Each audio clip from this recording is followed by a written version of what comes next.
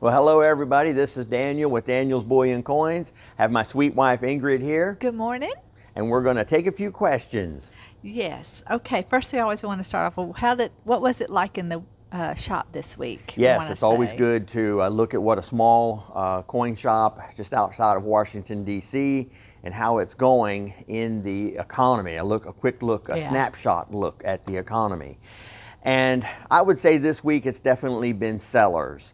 The Yeah. retail sellers are just coming out in massive amounts. I made a run to our wholesaler and probably got the largest amount of cash that I've gotten in a long time. In other words, selling a lot to them, Yeah. trying to reimburse our envelope so that we can then continue to purchase from people. Because they're selling. Everybody is selling. right now. Yes, and I even went next door and talked to the gun shop right here on the street, and they said the same thing. They're getting used guns in, collections of guns are coming in, people are scraping Yeah. up as much money as they can. And your wholesaler said it was like Yes. 1980s. Yes, he was all telling me over. about in the 1980s how the retailers just really turn out in groves when the price rises. Now, the price in gold and silver back in the 80s rose for a different reason than it is right now. We came off of the gold and really the silver standard as far as we blue collar people are concerned in 1971. Right. And the concern then was just that we were going to head for trouble. Right. Well, we've made it quite a few years, and now we've really gotten to where financially, mathematically impossible to get out of it. So the fears of that are starting to come back again. Yes. But back to what's going on here at the shop. We have the furniture business that we can watch. We do a little tiny Right. bit in the furniture, but we can watch the other dealers. And I've noticed that the furniture Yeah. sales and the bigger ticket items are starting to slow down. Right. And I kind of enjoy watching old cars, what the muscle cars, Yeah, the of course antique you cars. do. And those prices are starting to come down. Wow. Maybe we'll get one. Maybe we'll eventually be able to afford He's one, want right? one. Unless the I know. price comes way down. Come way down. But asset prices are generally are still going up, as far as the value of your house. Inflationary Right. things are still going up. The market has started to climb again, and I Yeah. believe that is the inflation, starting to go back in. In other words, The they're dollar. printing so many Yeah. dollars that the dollar's going down in So value. it takes more dollars to buy. More dollars to buy things, and so the numerical number is starting to climb on asset values, and that's why we encourage so much and try to Yeah. do these videos exclusively to try to get people to understand, first of all, how important it is to get into assets as soon as possible, Right. and then to also take advantage of cyclical cycles that we talked about last Right. week and continue to climb the financial ladder that way. You're not going to be able to do it by just saving your money, because like we talked last Right. week, at 2%, in 40 years, your money's cut in half. Well, we've been close to almost 5%, 4% for the last few years. So that means in the last 20 years, your savings has been cut in half. And you say that because I remember that from the other week. Because you're in your savings account, you're not getting 4%. You at the very most, what are they even offering Right. now? Large, you have to be really high to get any kind of interest rate.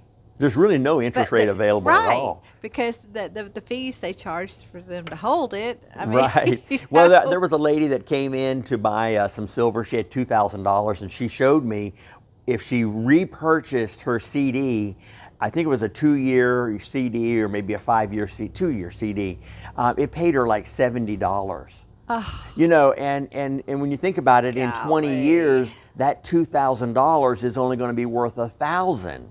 oh. So she's like, I've got to put this is my retirement, this is my savings, I've got to put it somewhere safe. Right. And so that I can go back to it when I need it in my elderly years, it's not going to be cut in half. Oh my goodness. And take the risk out of being in the dollar, which is also losing value. It's losing Right. value on its own. It has like a 2% value left in it. And then it's losing its relative value to other currencies at the same time. So of course, we know which assets you would recommend. Are there others? Gold and silver, of Yes. course. Well, property, you have to have a Property. place to live. You have to have a place to Right. live. And you have to have a car. And so try to, really think about what has resale value. Look at the resale value and try to do as much of the mechanical upkeep and repairs that you can do yourself. As much of that as you can Yeah. afford to do, because if you're paying somebody else to do those mechanical repairs or repairs to the house, then that reduces the amount that you can recover and recoup from the value of the house. Because you're selling it and you have to factor in, okay, it cost me to fix the roof, or I paid somebody to fix the brakes. But if there's anything that you can do, Right. shop around for tires and keep the investment cost as low as possible. Right. So maybe a brand new car is not the way to go. Sometimes a brand new car is just not the way to go. Unless you can commit to really keeping that thing a super long time. Because sometimes a used car may have come from a rental agency and it may have been beat it up or whatever. But definitely find a car that may have 20,000 or 30,000 miles on it and be half price. Right. And maybe you might know the history of it. You're buying it from a friend or a little old lady, and it's been taken care of. Don't just willy-nilly run out and buy something. Spend some time, invest some time in your future, and pick out the very best car. Yeah. Amen. Good points right there. Good points, darling. Okay, we want to talk about the interest rates this week. That's been in the... Yes, so Jerome Powell. Jerome Powell, oh my goodness. Which everybody really figured, we have the dot plot, and you can look at that and see what the feds are planning on doing. And everybody figured that he was going to hold rates the same. And the problem with that is that that goes against what Trump is trying to do. Right. So Trump's got this plan to bring back manufacturing, rebuild the nation, and in order to do that, we need our goods to be cheaper. So when you hold interest rates the same like Powell did, and other nations are lowering their interest rate, that makes things more expensive. Right. And that goes against what Trump is trying to do. How can you bring manufacturing back if you have the same old that we've done for 40 or 50 years, moving our manufacturing out because the dollar is being held higher and stronger relative to other currencies. So what Trump is trying to do, and he's even been very plain and vocal about it, is lowering the dollar down below these other currencies so then we can bring the manufacturing back. And like I've said, once he gets the manufacturing stream and revenue back into this country, starting a new currency, which I know that's real speculative for everybody to hear. But something majorly drastic has to be done, because you either have a total collapse or you have a super high inflation. So neither one of those are a good situation. And that's if interest rates go lower, or if they stay high. So Jerome Powell is trying to keep interest rates right where they're at. And I'm going to back up a little bit and then answer that at the end. Okay. But he's holding interest rates right at the same. And he is looking at, he used to, when Biden was in office and the election was coming up, he looked at certain scenarios to justify lowering interest rates. Now he's looking at other statistics and saying this is the reason why we need to hold interest rates the same. So he's kind of serving the Democrat deep state party and throwing the Republican viewpoint and the new administration under the bus. And he's playing favorites to the banks. The banks, they're the ones. This benefits them massively. Because more people are going to be willing to just leave their money in if they're getting a higher interest rate. Why be concerned? Why be the lady looking at the $78 for your CD that you're going to get? And when you can maybe put it into silver and gold and be more secure. So it props up the banks. So he's working and helping out the banks. Did that answer your question? Yeah, it does. I've asked you this in private. Why can't Trump just fire him? Well, he's talked him down so Yeah, bad. yeah, he talks him down real bad. Oh my gosh. Well, unfortunately, that would bring in a stability problem, and the media would just have a field day on that. sharks. So he has Yeah. to stick it out to the bitter end with Jerome Powell, and I think it's like a year from now that he's actually out. Oh, okay. So and Trump is doing things like talking about a replacement. I think there was some mention somewhere along about Scott Bassett maybe taking his place, or we'll see. But he's also tweeting and putting pressure on him to lower interest rates. But I don't think he's going to do it. I think he's going No. to let the dollar get stronger, which will go against Trump's policies. And then at the same time, you've got people saying that the media, the mainstream media, saying that these tariffs are going to raise prices. But in reality, it's driving down the cost because you're using it as a tool. You're putting it Right. on, you're taking it off. Yeah, he's using this to negotiating. To negotiate, right? To let them know that he's serious. Okay, let's come to the table. How do you get them to the table? You have to Yeah. threaten them. You have to drag them. You have to say, hey, look, we're not. So now what we're doing is we're reducing the cost of things globally because they're putting these tariffs on. Okay, Yeah. let's drop the tariffs that other countries are putting on us. Yes. If it's 150% Yeah. tariff and we threaten a tariff and then An they equal drop tariff, their yeah. 150% tariff, well, that's a reduction. That's right, You've yeah. negotiated a reduction. Art of the deal. Art of the deal. So, but then the media and the Democrats, they pick on that. They say, oh, it's chaotic because Yeah. you've got this on again, off again, and you've got this negotiation process going on, and putting tariffs on raises the price of things. No, you're forcing the other person, the other country, to reduce their tariffs, Yeah. which eventually reduces the price of goods. Yes. And then we can bring goods back here for manufacturing. Right. Does that make sense? Yes, Ought I to be think easy so. enough to I don't know. hopefully.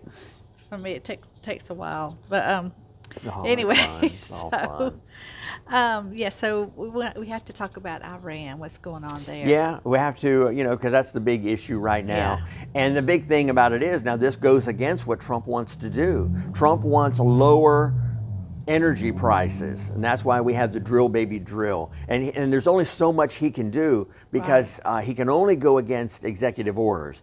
In other words, if the Biden administration stops the drilling and the machinery is already there, Yeah. and he closes permits, then through executive orders, Trump can only come in and stop his executive orders. So we need economic stability in order for new equipment to be built, new pipelines, new drills to be set up, Right. new lands to be opened up. A lot of these companies will not do that because they don't know what administration is going to be next. So spurring that drill baby drill Yeah. takes time. So as he's Right. trying to implement the drill baby drill, we need the price to be lower by OPEC and Iran. So stability in that nation is what we need. And it's Yeah. interesting that the name of this Oh, yes. effort, this war effort, is Rising Lion, Yeah. which is what the regime was called when it was Persia, back yeah. before Carter, another Right. Democrat, thank you very much, bet gave this us a video is regime. gonna be- Yeah, this is going to be another one that gets blocked, I guess, but that's okay. We want to educate people. Yeah. So Carter put in, I remember sitting in middle school, I guess it was, and the teacher taking the roll call, and he said this day will go down in history as the worst day because Carter had just won. And he said there'll be things that he does that will affect you the rest of your life. And here I am, I'm over 60 years old now, and I'm seeing the consequences of Carter changing the regime in Iran. Iran. Think of the changes they went through. Yes, they mean, became a Muslim nation, my which gosh. birthed all of the Israeli yeah. conflicts, the Houthis and the ISIS, and just on and on and on. Sharia They law. fund all of Oh my that, gosh. and so now you've got Israel with this war effort, and Trump backing him. And they're going in there for a regime change because they've named it the Rising Rising Son of the Lion, Rising which Son of was the the Lion. original before Carter Wow. was what the nation was called. Right. So there's a reason. Before they it came named the 5 pillars of the Muslim Yeah. nation. Oh. My So goodness. this is not going to end with just stopping them from their nuclear efforts. Right. They don't even need nuclear. They sit on the largest energy supply in the world, and they can get oil right out of the ground, like water. It flows like water there. So they don't need nuclear. The only reason they're doing nuclear is because they want to they feel like their salvation is in destroying Israel. So, and America. And That's how America, call us the great right. state. And that goes back to sleeper cells here in the U.S. Here we've had open border, and people are genuinely concerned about these sleeper cells that could possibly be in this country. Time to pray, right? Yes, time to keep. Right place, right time, Lord. Okay, so I guess what is that? Okay, let's bring that. What does that have to do with gold and silver? All of this right now, Iran and the stability. Everything is pointing to really the bonds. You're coming back to instability in the globe and the fact that we have enjoyed 40 or 50 years of prosperity. Yeah. And when we got out of high school, you and I got out of high school, Reagan was in office. Yeah. And that was the beginning of the bull market in bonds. And we look at bonds primarily to determine the future of the dollar. So for the last 40 to 50 years, the bond market has been the great place to be. And investors tell you the 40-60 plan, which is partly the stocks and partly the bonds, and over the years you're going to profit. But that can't go on forever because the interest rate has to continually drop on those bonds for the value to go up. So the interest rate is dropping, and for the last 10 to 15 years, we've had at zero or near zero interest rates, which has increased the bond value. Right. Well, now the long-term cyclical trend is for us to start going up because we've been at the bottom for so long, and we can see that mathematically and stability-wise, politically-wise, that we need to stabilize our currency, which means the bond market is going to start a trend going up. Yeah, you tried to explain that to me one day. So let's try to explain it again. Yeah, real quick. So Real people quick. can- Let's say you go buy a brand new car in Yeah. the 80s and you drive it for 40 years. Ooh, Your cost to maintain it gets higher and higher and higher as you go along because the car gets older and older. It starts to leak oil, Right. starts to smoke, these kinds of things. Now, if you take really super good care of the car, the value of it will stay there, becomes a classic, it's well taken care of, Yeah. and you go to auction it off and people want it. It's being auctioned off, it goes for a high price. But if you don't take care of your dollar, you don't take care of the oil in your car, you don't put fresh tires on it, you don't put fresh brakes on it, it goes down in value. Right. It becomes a clunker. yeah. You've pulled the resources off of that car, Yeah. and you use the car to go to parties and resorts and vacations instead of going to a job, Yeah. getting some income, Gosh. doing some savings, Yeah. these types of things. And that's what this nation has done. We have spent the money or the wealth of the car on things like 9/11, when we had 9/11. Ooh. You know, we printed money to bail ourselves out. Katrina, we printed money to Yeah. bail ourselves out. There's been other things that have happened that we just printed money. Right.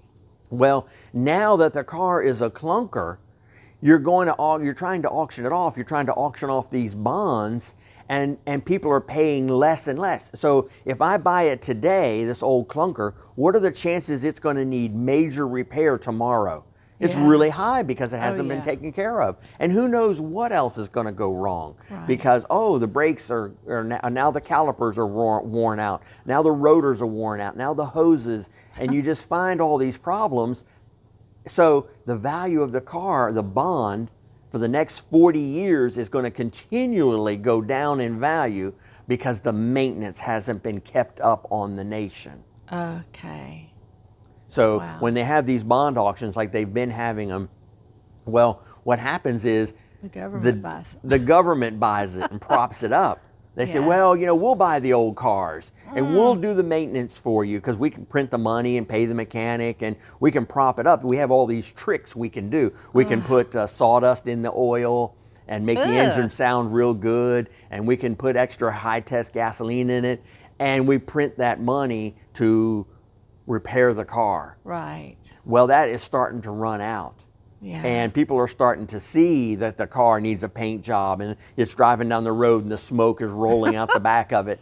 And the auction price of it starts to diminish. The value of it starts to diminish. So when they auction it off, they get less and less for it, which makes the interest go higher. In other words, the payment to fix the car, I see. the repairs on the car go higher and higher. So same as the bond, the interest starts to go higher and higher because you're maintaining something that hasn't been taken care of, hasn't been appreciated, hasn't been valued, Wow. and abused. Yeah. So now, in order to straighten things out, it's going to cost you more money.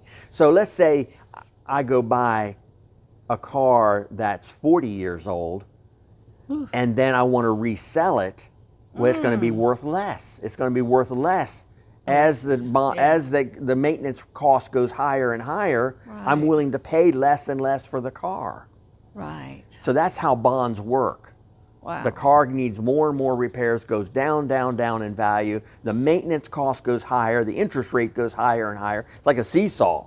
So the interest rate is what you would pay on the bond. Right. The interest rate is what you pay on the bond, and when it goes up for auction, the auctioneer is trying to sell it, and he's having to offer more money. Okay, come on, buy this. I'll offer you a higher yield if you'll take it. If you'll take this, I'll promise you. If you'll buy it today for $100, I promise to give you $1,100 for it next year. And the way they can do that is print money. And the way they do that is printing money, right? But then the next time they go to sell a clunker, they have to give $200. It's a $1,000 car. They have to give $200. Well, the guy who paid $1,100, he's not able to recoup his value back. I got it in reverse. It's a reverse thing. So the value of the car is going down. Yeah. And the maintenance of it is going up. It's reverse. So the maintenance is going up. I got the story a little bit mixed up right there, but the value, the rate is going up. Okay. So you don't want to buy the older car that needs more repair. You want one that's a little bit younger, that maybe the interest rates aren't quite as high on and the repairs aren't as high on. And eventually, what are you going to do? You're going to have to either default on the car and just take it to the scrapyard and get what you can out of it, pennies on the dollar, or you can send it to the body shop and they can break it all down to the bare bones and do a full restoration on it. And you pay through the nose for that. Yes, it takes time. You got to do it without your car. You got to struggle for a while. That's fortune. And it costs a fortune. Yeah. And that's what Trump is trying to do. And can we pull that off with the naysayers going after him at the same time? That is the question. Oh my goodness. A lot to think about this week. There is a lot. Hope you all enjoyed that video. Yes. Appreciate Blessings, you. everybody. Blessings. Bye-bye. Bye-bye.